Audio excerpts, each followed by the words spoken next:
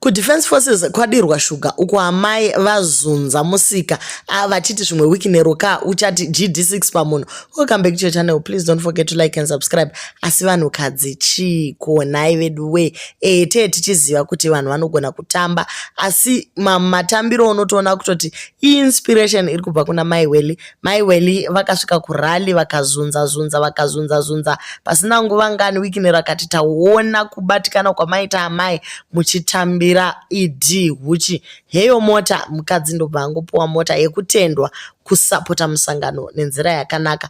Zvino amai varipo paridzwa macheso ndobva varova imwe sele hatizivi kuti kochiko. Nai vanhukadzi ndabvunza zvakare kochi vanhu vakadai vane hama here?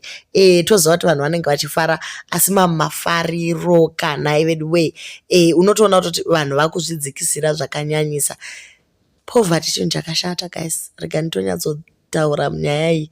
Poverty chinhu chakashata, chinoita kuti usvike pakuluza unhu hwako. Matambiro acho anongoda muchizvionera. Unfortunately I could not put the video pano apa because ranga rine kakushama karipo nekuti vanozoita umwe mukotamiro hembe yese yobva yaita unge yakwirira kumusoro kudai so but zveye zvichifamba sei kuda kuti uidentifyiwe here ugopuwa mota nawiki nero kuda kuwana vakomana here panzvimbo yakadai iyi kana kuti chii hatisi kuziva kuti chii but chandongoziva ndechekuti poverty chinhu chakaipisisa nekuti unopedzisira wazviluza wakungotsvaka kungoti ndinoisa sadza patafura.